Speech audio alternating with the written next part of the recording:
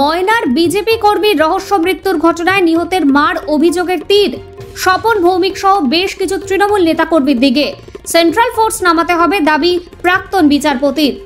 ময়নার গোড়ামহল গ্রামে বিজেপি কর্মী রহস্য মৃত্যুর ঘটনায় গোড়ামহল গ্রামে তার বাড়িতে শনিবার সকাল 11টা নাগাদ পৌঁছন তমলুকের বিজেপি প্রার্থী অভিজিৎ গঙ্গোপাধ্যায়। তার পরিবারের সঙ্গে কথা বলেন, সঙ্গে ছিলেন ময়নার বিধায়ক অশোক দিন্দা।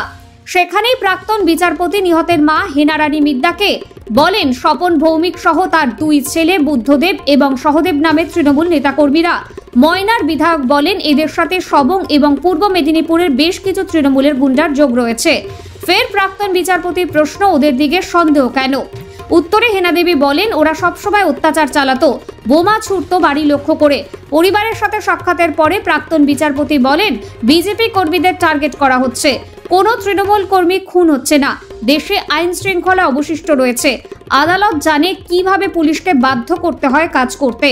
এই ঘটনা গ্রেফতার করা হয়নি কালকে, কারণ সবাই তৃণমূলের দুষ্কৃতী। তৃণমূলের দুষ্কৃতী মানে দুষ্কৃতী নয়। সেন্ট্রাল ফোর্সকে ডিপ্লয় করতে হবে, কারণ অভিযোগ পুলিশের বিরুদ্ধে। তাকেই টার্গেট করা হচ্ছে। এখানে একজন মানুষ তো বললেন যে এখনো পর্যন্ত তৃণমূলের কেউ তো খুন হয়নি, যারা খুন হচ্ছেন সবাই বিজেপিরই হচ্ছেন। আর একটা অভিযোগ এনারা করলেন যে এই মমতা ব্যানার্জির পুলিশ এরা বাছাই করে করে যারা বিজেপি কর্মী তাদের বিরুদ্ধে বিভিন্ন রকমের মিথ্যে মামলা সাজাচ্ছে, মিথ্যে মামলা দিয়েছে। আর গ্রামের বাসিন্দাদের পুলিশের হুমকি দেওয়া হচ্ছে, এইসব অভিযোগ ওনারা করলেন। এবং পুলিশ থাকা সত্ত্বেও কেন এই হুমকি হচ্ছে, যে ছেলেটি মারা গেছে তার মা বললেন যে তাকে প্রতিনিয়ত হুমকি দেওয়া হতো, গালাগাল করা হতো এবং বলা হতো যে তোর বাড়ি শেষ করে দেবো। তো সেই শেষের পথে তারা হেঁটেছে। কিন্তু দেশে আইন শৃঙ্খলা বললে সামান্য কিছু হলেও, এখনই দেশে বলতে আমি পশ্চিমবঙ্গে বলছি, সামান্য হলেও কিছুটা অবশিষ্ট আছে। এই কারণে আমি বলছি যে আদালত আছে এখনও, আদালত জানে কী করে পুলিশকে বাধ্য করতে হয় কাজ করতে। তো আমি আশা করি আদালত সেটা করবে। না, এই ঘটনায় গ্রেপ্তার না হওয়ার কারণ হচ্ছে যে দুষ্কৃতীরা সম্ভবত তৃণমূলের লোক, যে কারণে পুলিশ এখনও কাউকে গ্রেপ্তার করেনি।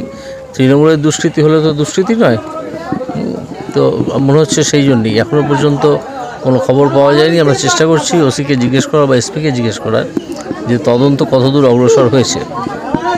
আপনারা কি কেন্দ্রীয় তদন্তকারী সংস্থার তদন্ত দাবি করবেন এই ঘটনার পর?